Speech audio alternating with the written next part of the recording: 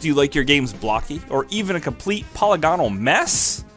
Well, I am the Game Collector, and this is Second Opinion Games, and oh yeah, it's Fight for Life review on the Atari Jaguar.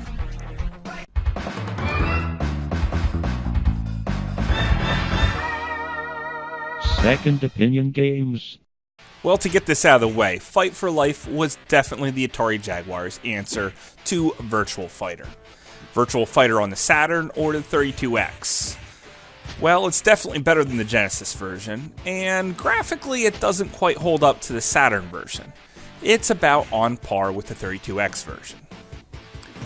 Also, the way the total gameplay works, it's pretty much on par with Virtua Fighter, and actually better than at least the first rendition of the Saturn version.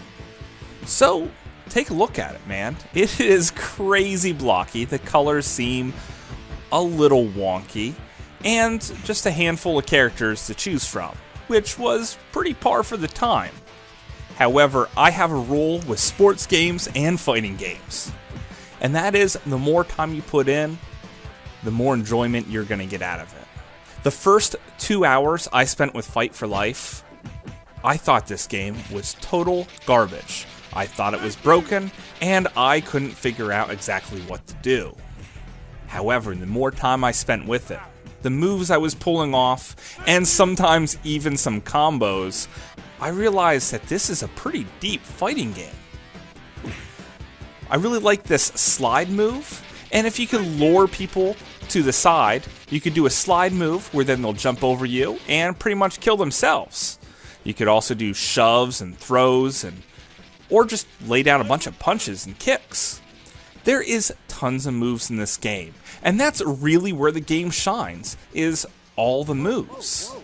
Speaking of those moves, when you defeat a character, you get to choose 2 of their moves to add to your roster. For example, you start the game with a character and a certain set of moves, but as you defeat each character, you could steal 2 of their moves. And the lists of weapons at your disposal then just keep growing. Even if you're a female character, all of a sudden you'll gain the knockout punch of a boxer, or a slide move of a ninja.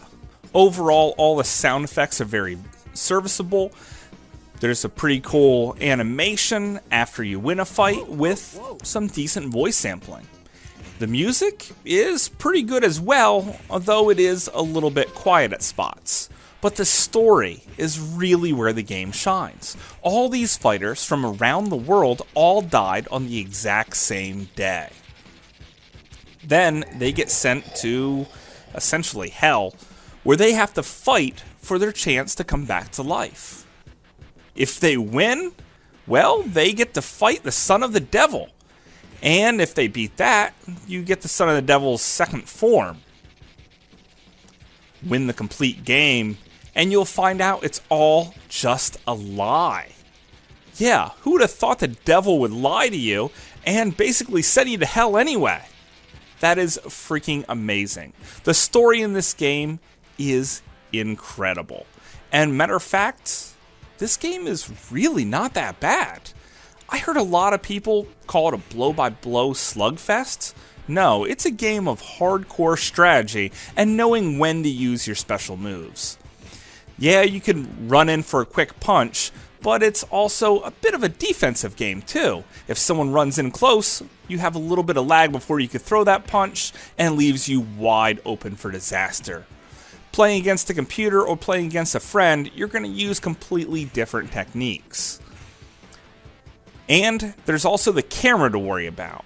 If it's a rolling camera, the camera shifts all around, all crazy like, and sometimes it can really affect the way you press your buttons. And if it's a static camera, most of the time it works fine, but sometimes you get stuck in the wrong position, which could lead to your death. Overall, Fight for Life is a great fighting game on the Jaguar, and the more time you put into it, the more you're going to realize it. Don't just play for an hour. You'll probably end up hating it and thinking it's crap. Give it some time, and you might even think it's better than Virtua Fighter. But that's just my opinion. Thanks for watching.